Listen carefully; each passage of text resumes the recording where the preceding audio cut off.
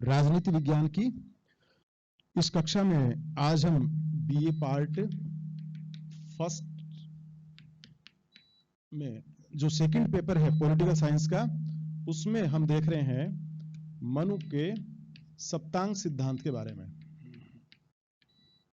ठीक है, तो जैसा कि आपको पूर्व में भी अपन ने इसके बारे में बात की थी कि मनु है वो प्राचीन भारतीय राजनीतिक विचारक हैं, और राजनीतिक विचारक के बारे में भी आपको बता दिया था कि जो राज्य के बारे में चिंतन करते हैं, जो राज्य के बारे में विभिन्न विश्लेषण करके सिद्धांतों का निर्माण करते हैं, जो तो ये सारे इस तरह के विचार हैं, उनको हम राजनीतिक विचारक कहते हैं। तो भारतीय राजनीतिक विचारक, प्राचीन भारतीय राजनीतिक विचारक ये आपके सिलेबस में है, और दूसरे आपके आधुनिक राजनीतिक विचारक भी आपके सिलेबस में हैं। ठीक है, तो मनु के बारे में आज हम थोड़ा जानते हैं कि मनु है, उनकी पुस्तक है मनुस्मृति, जिसमें उनके विचार हम जानते हैं। ठीक है ना, तो जो मनुस्मृति है ये आपने देखा होगा 12 अध्यायों में लिखी गई है, और उन्होंने इनमें विभिन्न एक तरीके से मानव जीवन के लगभग सभी पक्षों को इसमें उन्होंने शामिल किया है, जिसमें सामाजिक पक्ष भी हैं, आर्थिक भी हैं, धार्मिक भी हैं। उन्हीं में उन्होंने राजनीतिक पक्ष को भी, राज्य को भी लिया है। राज्य क्या है, राज्य की उत्पत्ति।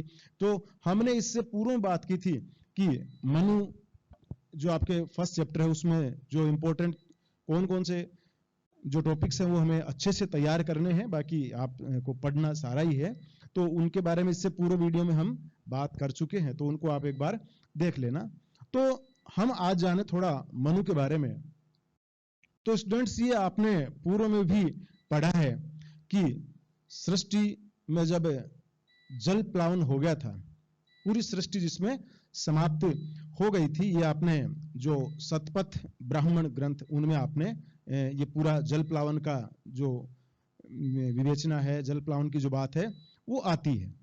तो जल प्लावन के बाद में मानव सृष्टि जब समाप्त हो गई थी, उसके बाद में एक भारतीय इतिहास के आदि पुरुष के रूप में मनु को हम देखते हैं कि वहां से दोबारा से आपने यदि पढ़ा हो हिंदी साहित्य में जयशंकर प्रसाद जी को, तो जो कामायनी है वो इन्हीं को लेकर है, जिसमें आपने पढ़ा भी होगा कि वो बताते हैं कि किस तरीके से जब सृष्टि में जल प्लावन हो गया, उसके बाद में मनु और श्रद्धा के दोबारा मिलन से दोबारा मानव समाज की एक मानवता का नया विकास होता है। तो उसी आधार पे ये कई क्रम इनके बारे में अलग अलग प्रचलित हैं। मनु के बारे में कई इन्हें एक नाम देते हैं कि भाई उस समय जो लिखते थे राज्य के बारे में, उनको मनु कहा गया है। लेकिन अनेक चीजों के बारे में हम देखते हैं, और इनके जो यदि आप इनकी बात करें कि भाई इनका कब मनुस्मृति का जो उद्भव हुआ है, तो इसके बारे में भी अलग अलग विचारकों ने अलग अलग बातें की हैं। कई इसे लगभग 150 ईसा पूर्व मानते हैं, कई 1800 से 1900 ईसा पूर्व इसको मानते हैं। लेकिन चूंकि हम अभी उन चीजों पर नहीं जाएंगे, हमारा मुख्य यहाँ है वो काम यही है कि हम मनु के एक सामान्य परिचय को जाने। तो मनुस्मृति जो 12 अध्यायों में है, ठीक है, जल प्लावन के बाद में, तो इसको आप ध्यान में रखिए। तो मनु के बारे में जैसे जयशंकर प्रसाद ने अपनी कविता की स्टार्टिंग ही यहीं से की है जल प्लावन के बारे में, कि हिमगिरी के उत्तंग शिखर पर बैठ शिला की शीतल छाह, एक पुरुष भीगे नैनों से देख रहा था प्रलय प्रवाह। ठीक है ना, जब सृष्टि में जल प्लावन हो गया, तो उसके बाद में मनु बचे, और वो एक शिला पर बैठ के वो देख रहे हैं, वो जान रहे हैं वो कि पूरी सृष्टि में किस तरीके से एक विभीषिका थी, वो थी नीचे जल था ऊपर हिम था, एक तरल था एक सघन, एक तत्व की ही प्रधानता, कहो उसे जड़ या चेतन। दूर दूर तक विस्तृत था हिम, स्तब्ध उसी के हृदय समान, नीरवता सी शिला चरण में टकराता फिरता पवमान, तरुण तपस्वी सा वह बैठा साधन करता सुर शमशान, नीचे प्रलय सिंधु लहरों का होता था सकरुण अवसान। तो ये एक उन्होंने शुरुआत जो कामायनी की है वो वही मनु महाराज से उन्होंने शुरुआत की है कि किस तरीके से जल प्लावन के बाद में एक नई जो बाद में सृष्टि का जो एक नया सृजन होता है मनु और श्रद्धा के माध्यम से, और उसके बाद में जो व्यवस्थाएं तात्कालिक समाज के लिए बनाई गई, मानवता जैसे जैसे बढ़ती गई, वो मनुस्मृति स्मृति में हमें देखने को मिलती है। तो आज हम मनुस्मृति स्मृति में सबसे पहला जो प्रश्न है राजपद सिद्धांत है, वो भी उसमें क्लियर होता चलेगा। मनु के राज्य संबंधी विचार हैं वो भी क्लियर होते चलेंगे, तो वो भी आप देखते जाइए। तो सबसे पहले हम बात करें तो बात आती है मनु राज्य की उत्पत्ति के बारे में क्या कहते हैं। तो राज्य की उत्पत्ति कैसे हुई, इस विषय को लेकर आपने पूर्व में भी बहुत से सिद्धांत पढ़े हैं। 11th में भी आपने पढ़े होंगे, 12th में भी आपने पढ़े होंगे। तो 11th और 12th में जो आपने देखा था कि मनु से पूर्व तो अलग अलग विचार इसमें आते हैं। कहीं इसे विकासवादी सिद्धांत आता है कि कई चीजों से धीरे धीरे डेवलपमेंट हुआ और राज्य का विकास होता है। इसी तरीके से एक सिद्धांत यह आता है कि राज्य की उत्पत्ति है वो सामाजिक समझौते के परिणाम स्वरूप होती है। इसी क्रम में जो मनु है वो बताते हैं कि राज्य की उत्पत्ति दैवीय सिद्धांत है, अर्थात ईश्वर द्वारा राज्य उत्पन्न किया गया है। ठीक है, और उसके बेसिक दो कारण जो आधारभूत कारण है जो हम राज्य की उत्पत्ति के इसमें देखते हैं, तो मनु मुख्य रूप से दो कारणों से बताते हैं। वो कहते हैं कि बलवान जो व्यक्ति थे वो अपने से जो कमजोर व्यक्ति थे उनको परेशान कर रहे थे, बलवानों से असुरक्षित थे बाकी लोग, तो इन बलवान व्यक्तियों से बचाने के लिए, सुरक्षा के लिए भगवान ने, ईश्वर ने, मनु कहते हैं कि कई दैव अंशों को मिलाकर, जिसमें वरुण, चंद्रमा, सूर्य, यम, इन सब के जो अंश उन्होंने, कुबेर वगैरह, इन सब के अंश उन्होंने लिए और उसके बाद में राजा की उत्पत्ति हुई और उसी ने समाज में एक व्यवस्था बनानी शुरू की और राज्य का निर्माण हुआ। तो खैर आप इस चीज को ध्यान में रखिए कि मनु स्मृति में मनु राज्य के दैवीय सिद्धांत को का समर्थन करते हैं और वो राज्य को ईश्वर के कारण उत्पन्न मानते हैं। ठीक है, तो ये हो गया मनु का दैवीय सिद्धांत उत्पत्ति के संदर्भ में।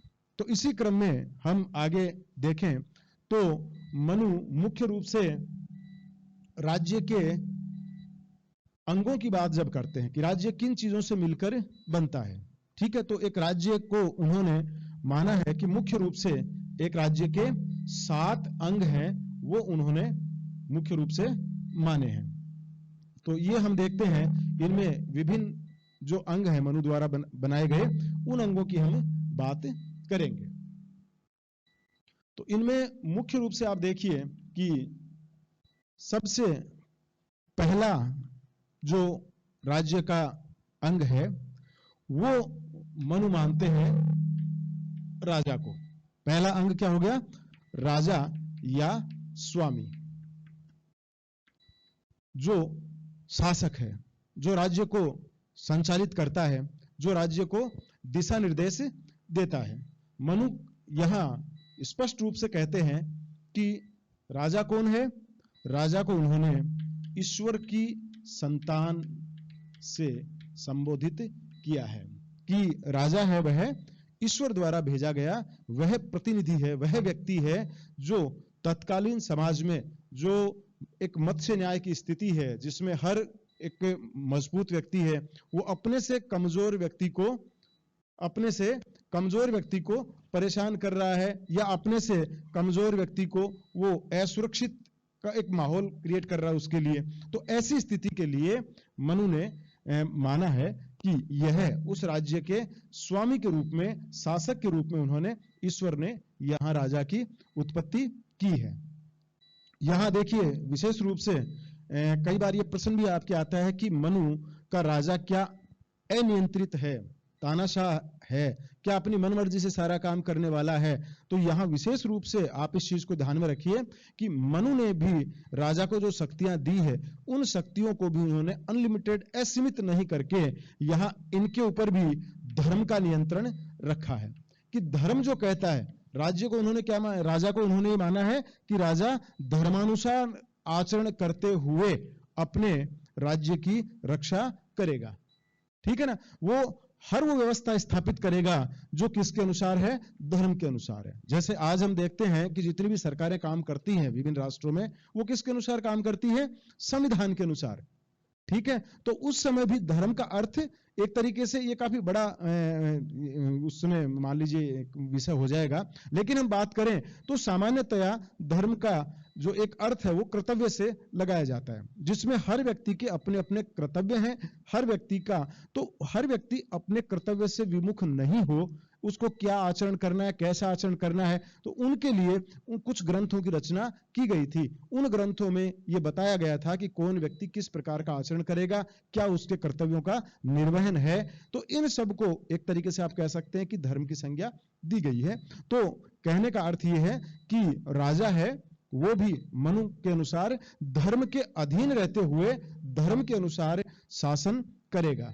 इसलिए उसने माना है कि राजा में कई प्रकार की दक्षताएं होनी चाहिए। प्रशासनिक दक्षता युक्त होना चाहिए राजा नैतिक कर्तव्यों से बंधा हुआ होना चाहिए, राजा धर्म के अनुसार आचरण करने वाला होना चाहिए।